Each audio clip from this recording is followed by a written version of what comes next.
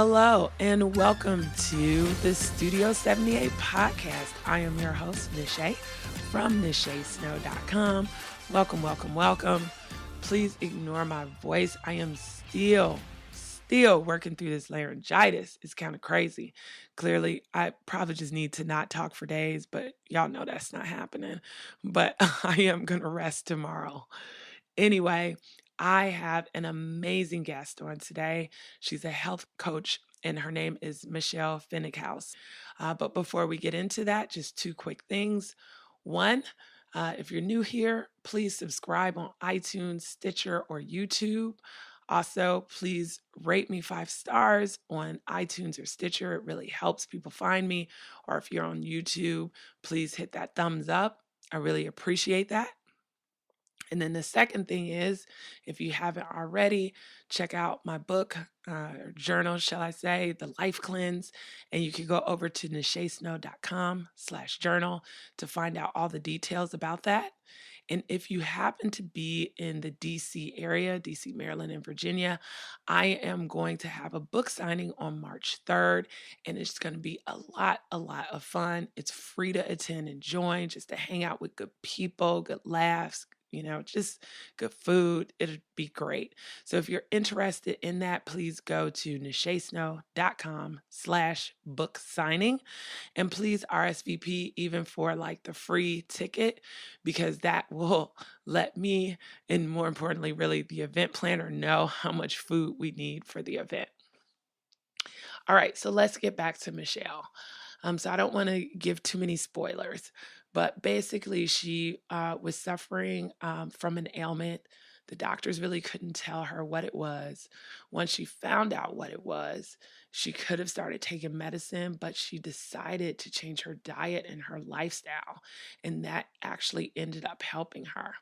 And so in this journey too, she transitioned from advertising, which she was in, to becoming a health coach. And she talks a little bit about that. And then midway through the episode, we start to talk about, things that are important to women's health, like, some leading factors for numerous chronic conditions people deal with. She also gives us some tips for making smoothies. She talks about the endocrine system and some endocrine disruptors and how it affects women's health. We go into dairy a little bit.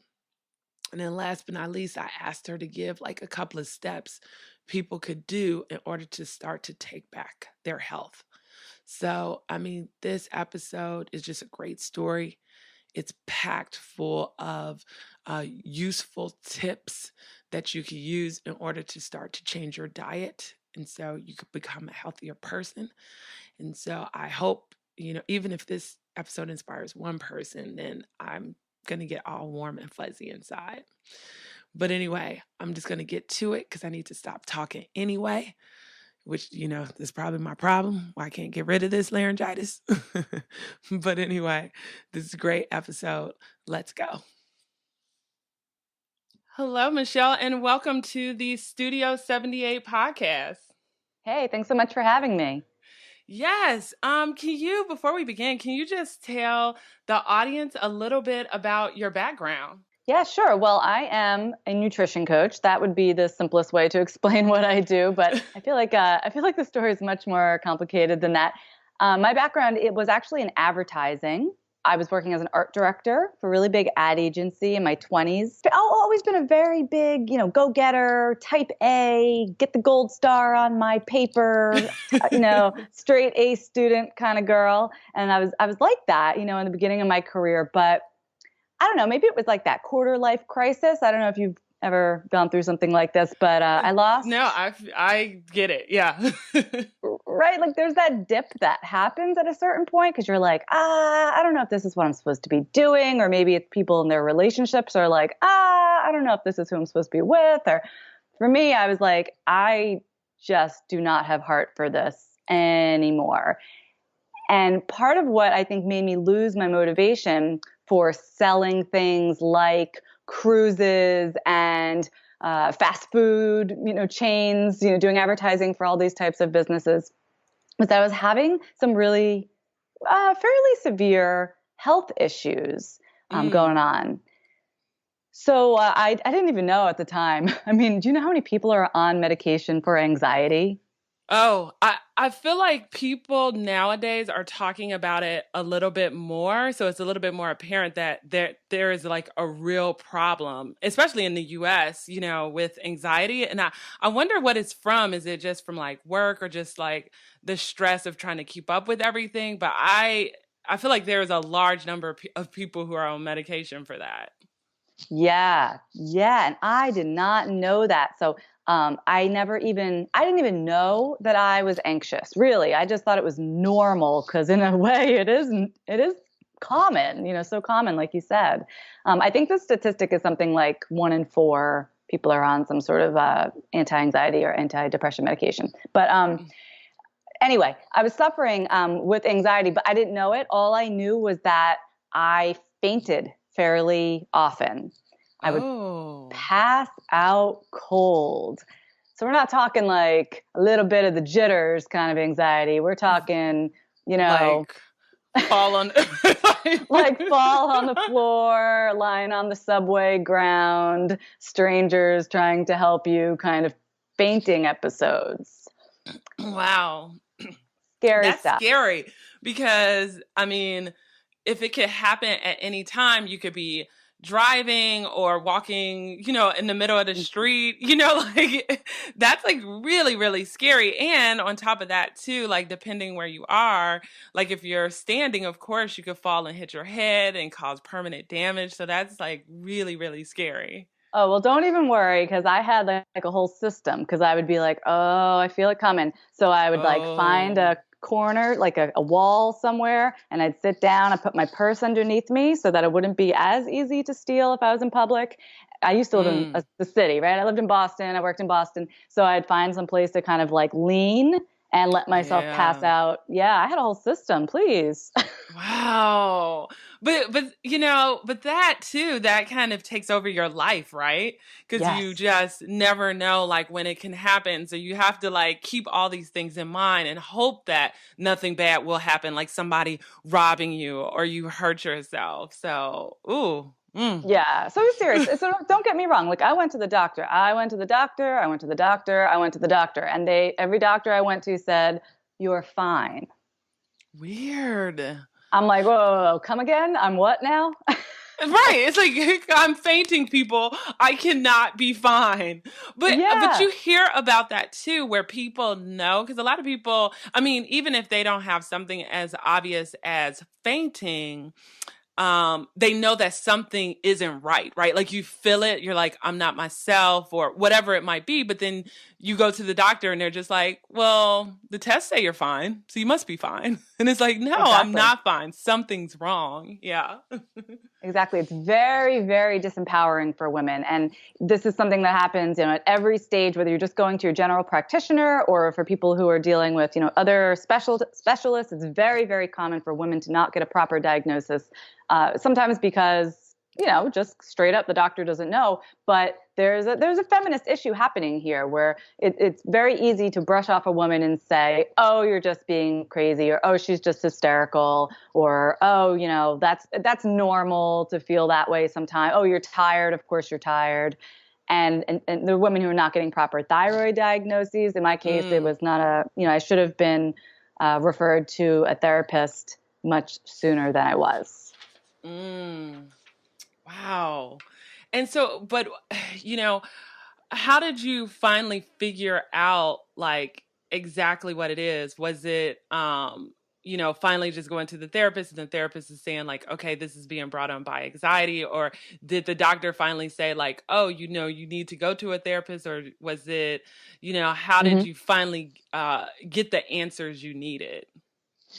Eventually, a female nurse practitioner saw me in tears after yet another doctor visit where I was fine, Mm. and very gently suggested, like, "Have you ever thought about seeing a therapist?" That was Mm. that was the gentle push that I needed, and I was like, "No, no, I haven't. Why would I go to a therapist when I am physically fainting?" Like, I never made a connection there, and so that's what I did. And the therapist, after a few sessions, very gently said, "Have you ever considered anti anxiety medication?" And I looked at her and I'm like, oh, do I have anxiety? I know, right? Like, why would I consider that? Like, Are you why? telling me that this is anxiety? It must have Right? been very, very obvious to her, but I didn't know. Oh I my didn't know. goodness. That's like, yeah, because I mean, if something is physically wrong with you, you wouldn't think that it has anything to do with your mental. You would automatically assume, like, oh, I'm just making something up, but like my sugars is too high. It's my Hmm. thyroid. It's, maybe my hormones are out of whack because of XYZ. Like, right, your first thought wouldn't be like, oh, it could be mental. Absolutely. So it was really interesting because when she said those words, it like everything came into focus for me. And I was like, well, if this is anxiety, then, well, I hear that people do yoga to help with that. So why don't I just try doing yoga? I had never done yoga before. I was very mainstream girl. I wore my high heels and I drank my coffee and I went to work, but I Yeah. said, well, there's a yoga studio down the street. I'll check it out. And I Mm. did. And it was like, mind blowing changes just started happening. I didn't even realize, first, I didn't know I had anxiety. I also didn't know that I had IBS because when Mm. you're always suffering, once again, no matter what you're suffering from, you think it's normal. You think Right. chronic constipation or diarrhea is just normal because it is for you. Right. Well, yeah, if you ever been in like a yoga class and you're like, oh man, my stomach is making noises, or uh-oh, I got gas. Like yoga will tune you in real quick to what's going on with your body in lots of different ways. And the really cool thing was that then this cascade started to happen where now I was doing yoga. I was more in touch with my body, uh, breathing in ways I had never taken in oxygen before. It was really transformative. And learning about things like food, and other aspects of my health. Because, yoga people tend to talk about being vegetarian or whatever it is. And I started to read up on these things and started changing my diet little by little. And I mean, I've never taken any anti-anxiety medication and have handled this whole situation. I haven't passed out in well over a decade now, and have kind of got all of these things under control just with diet and lifestyle changes. Yeah, I mean, it's so funny because I was just talking to my friend and she was telling me about how like PCOS, women who have that, they don't know like that actually doesn't cause necessarily anxiety. I think it might be cause anxiety, but it definitely can cause depression. And so it's interesting that there are these different links, like, anxiety could cause you to pass out, and IBS or PCOS can be, I don't know, there's Hmm. like these links that you wouldn't normally make. And I think a lot of women out there are like suffering and they don't know why. And it's because they don't know the right questions to ask, you know? Well, yes, absolutely. Like, let's just say that I present with anxiety, so they give me anxiety medication, and then maybe I go to my doctor finally about my digestion issues. Oh, you have IBS, and they, give me something to sort of help with that, and then oh, maybe I have this other symptom, and you just keep treating the symptoms. But until Right. someone says, well, why are you having all these symptoms? Because you're exactly right. You could have high cholesterol due to a thyroid condition, but instead of looking for the thyroid, they'll just treat the cholesterol. Right. Yeah, it's hard to make those connections sometimes. And then I'm Yeah. just curious too, like at the time that you were fainting, like was it brought on by like do you think like a stressful job, and then when you start to transform and to change your life, is that when you kind of like transitioned more into a health coach? Like I'm just curious like how your career kind of evolved during this time.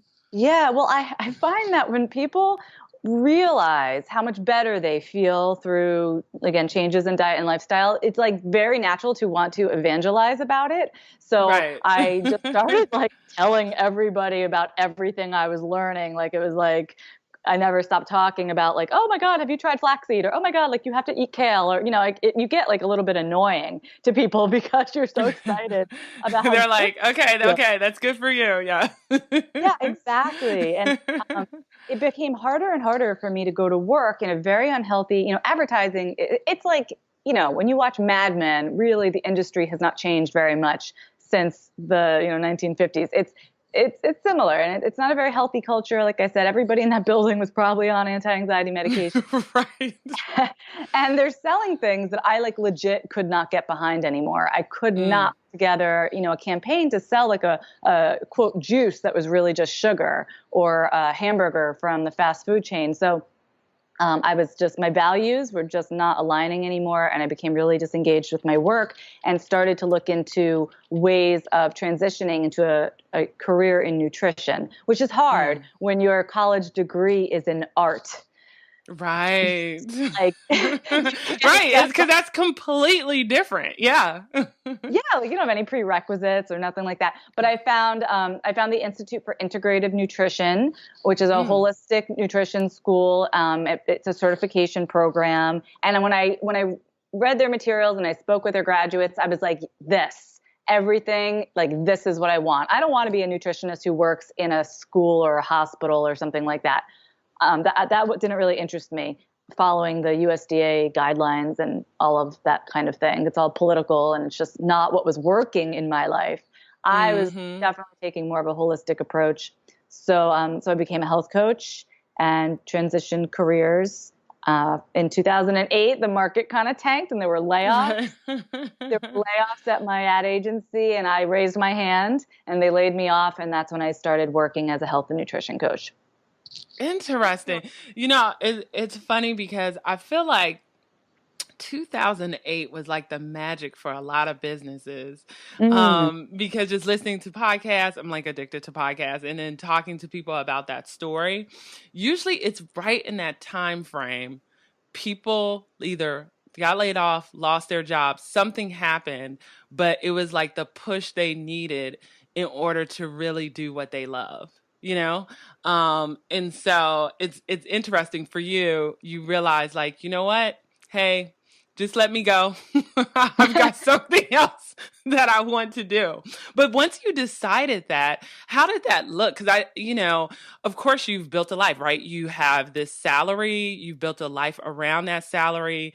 And yes, of course you had this new thing that you're passionate about. And probably, I'm assuming at that time, maybe you weren't making the same amount of money from your new love than you were with your advertising business or, position. So how did you make that transition and still stay above water, Yeah. I mean, a lot of factors came into play, and you couldn't plan this out if you tried. But what was happening at the time was I had just gotten married. So, I wasn't on my own income wise.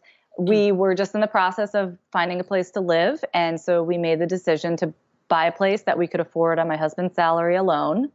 Since we didn't know what my salary was going to look like. Any new business in any field, you could be in the red for 3 years. I mean, I've never been in the red, but I was anticipating something like that.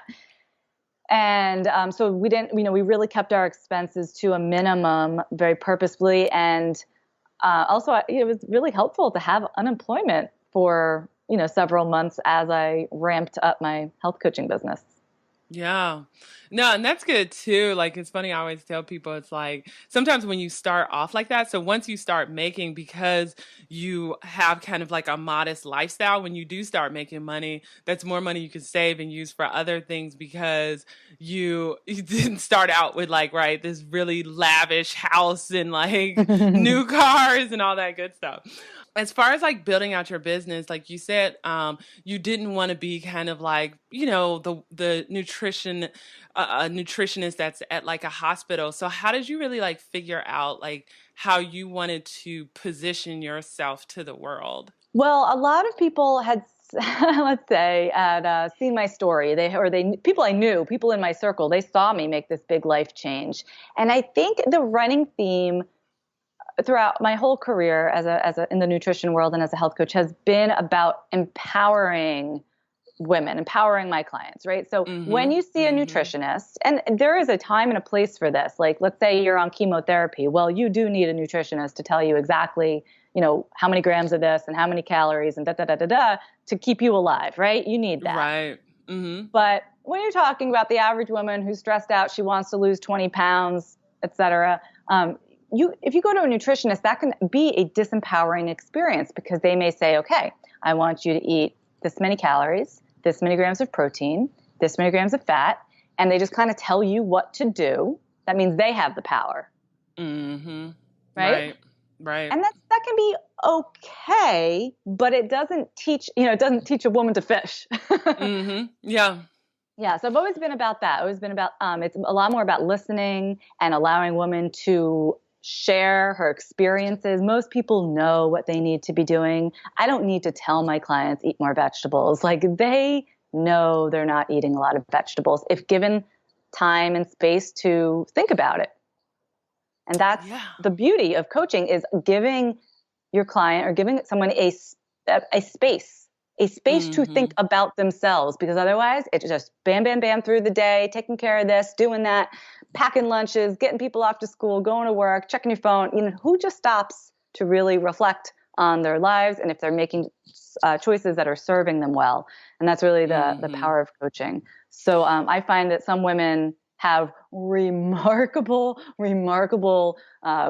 changes and leaps that they make all by themselves just because we sat down and there was space to have a conversation. No, I think that is so important. Like, for example, I suffer from fibroids, which is like a pain in the patootie. But over the last couple of years, which I didn't realize because I've had fibroids since, I don't know, like 15 years or so, right? And it's like, thanks, mom, because she had them too. I was like, thank you. Thank you for giving this to me. No. But what I've learned over the last couple of years is that actually food can help with fibroids, you know? And Mm-hmm. so when you talk about go fishing, it got to a point where I was like, you know what? Let me start looking at some blogs and talking to some people and really finding out like what I need to eat so I can kind of feel better and maybe even possibly reduce these fibroids without, having to have surgery again or, having to like take certain medications. And so my question to you, like for women, like in my case that have fibroids, but other women have like either, thyroid problems, PCOS, I mean, the list goes on. Like what can they do maybe to kind of like take control of their health? Because I think sometimes women don't know where to start. And sometimes they start with the extreme, like, I'm going to stop eating all of these things, right? And then we crash and burn in a month because we're like, oh my God, I miss cheese. Oh my God, I miss sugar. Oh my God, I miss all the things. Yeah, that's a really good question because women feel, or anybody, men too, anybody feels, it Right. feels so powerful to be able to make a change that like maybe you read about somewhere and you're going to try it. And, or maybe, you do consult with a professional, but they, and they give you a suggestion, you're going to try it in your life and you're going to feel the results like without ever taking a medication, without having to go under the knife, like that's where we want women to be because that translates into other aspects of your life. Oh, I can affect change. I can make things better all by myself. Like, Right. holy crap. Okay. So I'll just put this out there because, from depending fibroids to thyroid condition, all different issues that women are facing. One of the biggest factors or root causes to a lot of these things is blood sugar dysregulation.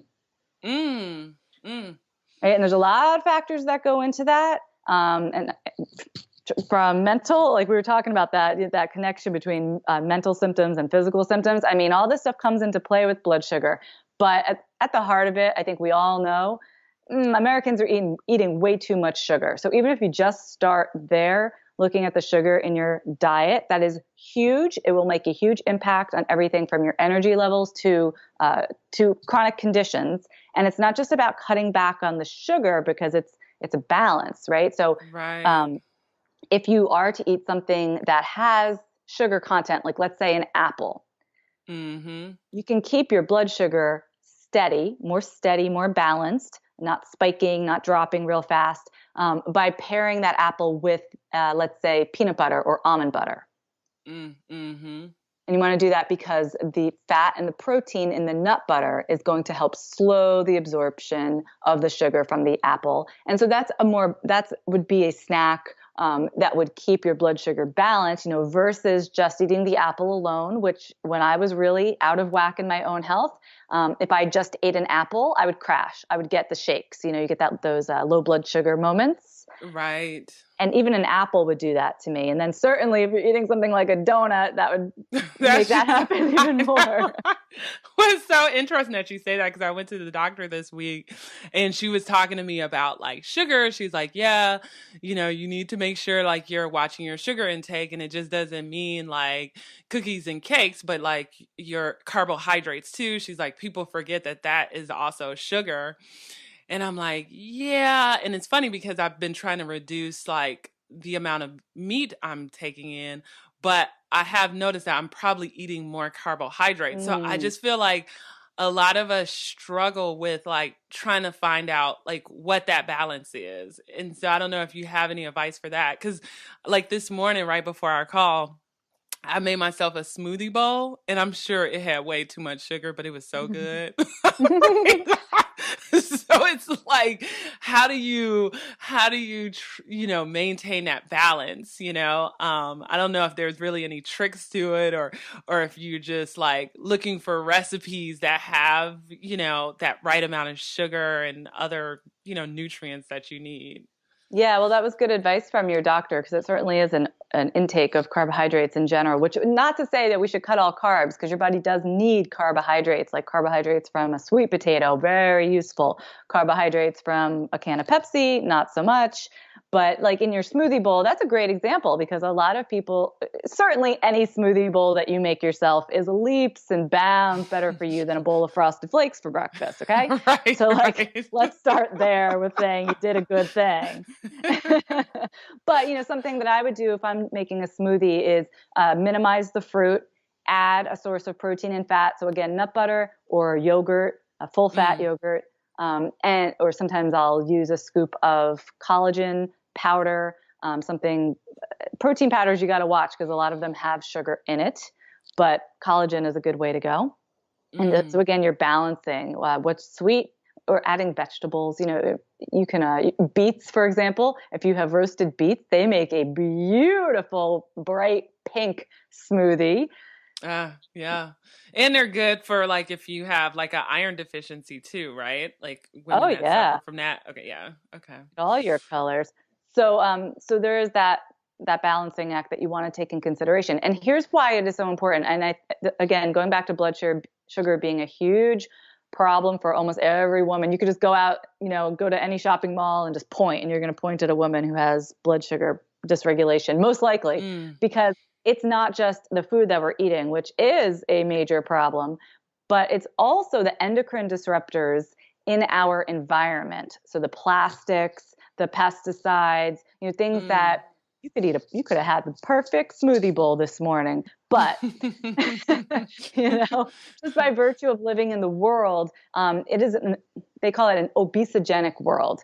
We are primed for obesity because of our very environment. And we think of endocrine disruptors as disrupting sex hormones, so the estrogen, et cetera, in your body. But insulin is also a hormone, and insulin helps regulate blood sugar. So if you're messing up your insulin receptors by eating hot food out of a plastic container or whatever, getting your Yeah. lungs sprayed with all kinds of chemicals that you're breathing in, that is another way that your insulin and therefore your blood sugar can become dysregulated. So we're all up against that.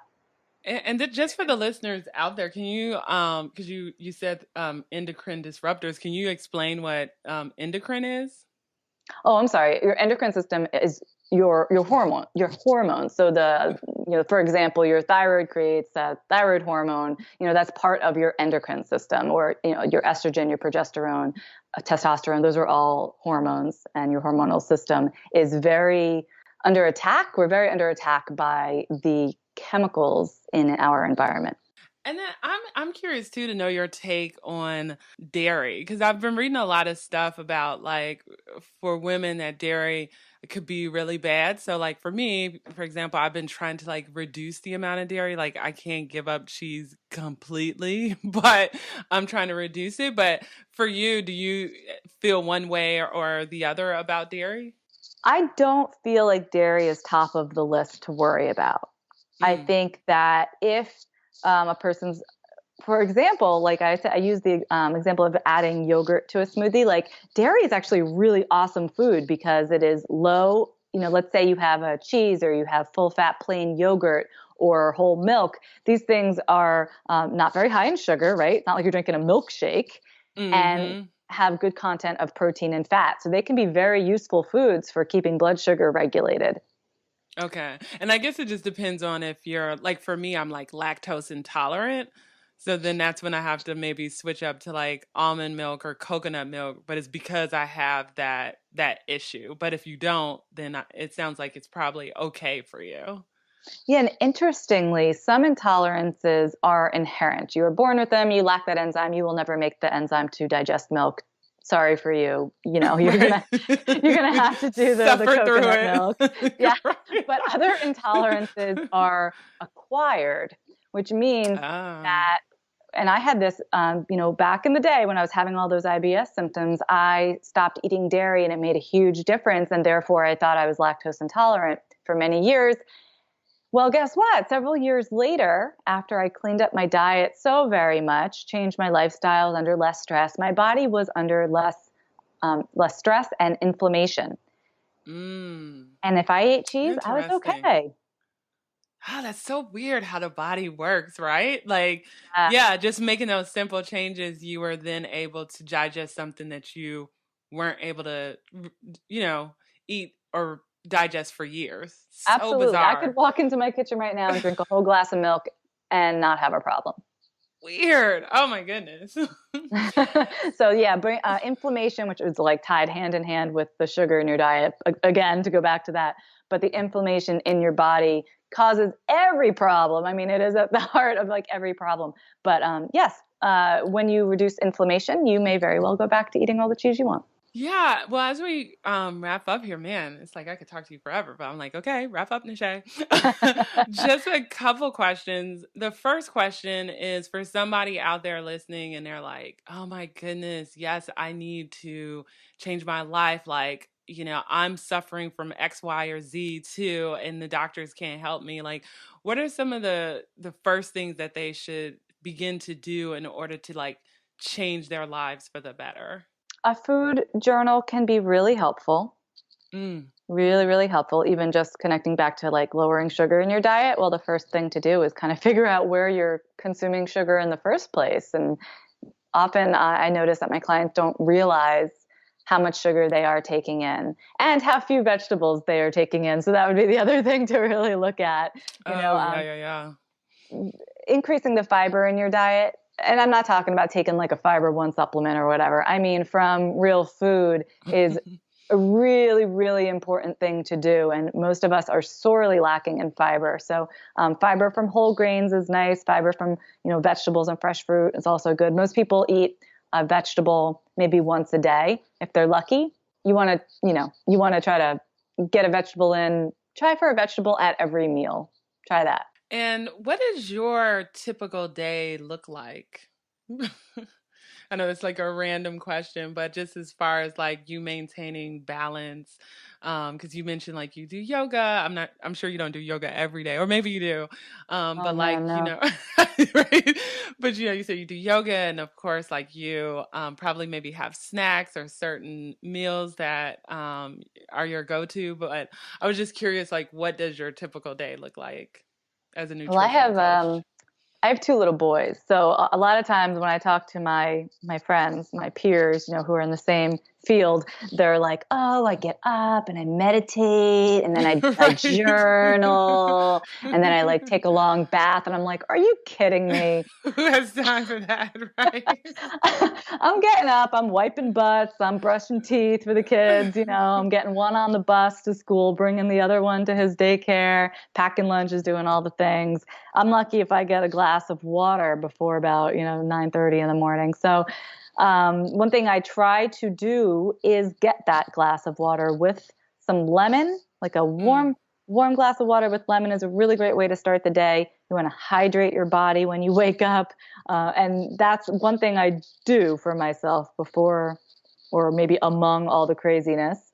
mm, Once I get the kids out of here, I work from home. So I tend to eat a late I call it mom brunch because moms never have time in the morning. So instead I do a late breakfast, like 10 or 11 o'clock breakfast. It's usually something like sauteed whatever green vegetable I have in my refrigerator, kale, collard greens, cabbage, whatever it is, with a couple eggs cracked on top. Mm. Um, Maybe with a fermented kimchi or fermented ginger carrots or something like that. That would be breakfast. I see clients throughout the day hold way too many video seminars lately. Oh my God, I have to do Right. my hair. I got to do my hair a lot more lately with all this technology. I know, because it's like video has blown up. So it's just like, oh my goodness, video. There's no Photoshop. There's no like, oh, I'll just do this. Like, it is what you see is what you get. Right. Yeah, I was like, Yeah, I think yeah. even for this interview, I'm always like, do I have to be on video? Okay. Right. Right. So I work, full-time hours, more or less, and hit the gym once a day I just do 30 minutes at the gym, and then once a week I do yoga instead of weight weight training. And pick the kiddos up at 5 and make dinner, and that's the day. Put them to bed and collapse. Oh, neat. Yeah, yeah. It's a good balance. It sounds like it's very balanced. And then just before we get to the wrap up questions, you're a health coach. So it looks like now you teach other people how to be a health coach. There might be some others out there that want to do what you do. So I just wanted you just to talk a little bit about like the services you provide. Oh, sure. Okay. So I personally don't certify anyone as a health coach, but what I do, like if you go to my website, findyourbalancehealth.com, if you go to findyourbalancehealth.com/ become a coach, Mm-hmm. I have a free course, a little e-course. It's just like a couple of short videos to watch that kind of explains how to get into the field and what your options are. And, because when people are considering this, much like I was, I'm like, well, should I go back and get my master's degree in nutrition? Should I, there's different options out there. So it kind of leads you through those choices. So I have that for people who are just considering this. And then for people who actually have gone on and become certified, maybe through the same school that I went to, which is the Institute for Integrative Nutrition, or there are quite a few other schools out there. I support, because I've been doing this for like a decade now, I Mm-hmm. have sort of not on purpose, but I started getting a lot of health coaches coming to me with, hey, Michelle, can you help me with my blog? Can you help me set up a webinar? Can you help me do this? Can you help me do that? So I now routinely offer support for my fellow health coaches and run a free Facebook group at healthcoachpowercommunity.com. Perfect. And I will include everyone, all of the links in the show notes so you could get to it. Okay, so just a few wrap up questions. The first one is, have you discovered your passion? And it doesn't have to be, related to your field, but if so, what is it? And if not, what are you doing to discover it? Oh yeah, health is my passion. Food and health is my passion, and I define passion as something not just that you like or you think is pretty cool, but something that you tend to get nerdy about. Like you really Yep. want to like nerd out about it to the point that other people roll their eyes. Like that's where I'm at. So yes, I have found my passion. Oh, awesome. And what's one thing you can't live without? It could be anything: tech, makeup, furniture, food, anything in the world. Sleep. Ooh, yes. That's so important, and a lot of people don't realize it. So that's a good one. Yeah, I need 8+ hours a night. And then also, like, where can the listeners find you? Please let them know your website and any social media handles that you'd like to share. Sure. So you could find me on Facebook and Instagram if you go hunting, but the best place to find me is findyourbalancehealth.com. That's my website. And I also have a live radio show every Thursday. We do a live radio show. I have 2 co-hosts. We're all health coaches. We do lots of fun topics. Actually, we just did a show about sleep this week. And Really? yeah. So if you like podcasts, we do it live, and then it's downloaded to iTunes as a podcast. And you can find us and get information about that at healthyviewradio.com. Yeah, perfect. Yeah, I saw that on there and I was going to ask about it, but I was like, oh, that could take us in a whole different direction. But I was like, that's kind of cool that it's a radio show because it's, podcasts over the last couple of years have just like blown up, but I've seen now too that more people are doing like live radio shows, and I'm Yeah. like, oh, that's like pretty interesting and intriguing, because years ago, like unless you were part of like one of those big city radio stations, like you couldn't really get a show, right? So, Yeah, live radio is kind of like you said about video, right? You get what yeah. you get. You get sometimes you get Right. technical problems and all the rest, but it's very transparent. It's very fun. Yeah. Well, thank you. I'm so glad that I discovered you in the Facebook group, and this has been a wealth of information. So I know it's going to transform someone's life for the better. So thank you for coming on. Oh, thank you so much for having me. What did I tell you guys? Michelle, thank you so much for coming on and sharing your knowledge. Folks out there, I hope that you took something away from it.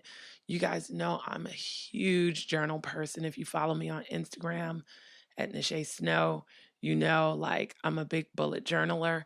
So when she says consider starting a food journal, it doesn't have to be anything fancy, but it's your first way of, or the start rather, of you really figuring out what's going in your body and what could be affecting you.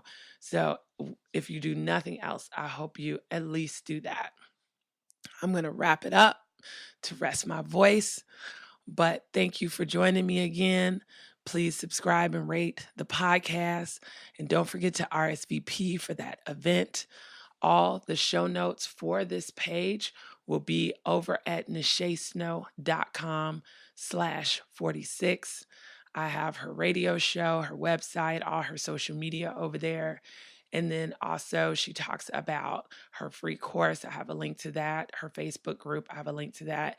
And the institute that she went to. So if you missed any of it, just go to nachesnow.com/46. And I've got all of that right there for you. All right, you guys, I hope you have an amazing, amazing day. And I look forward to talking to you next week. Take care.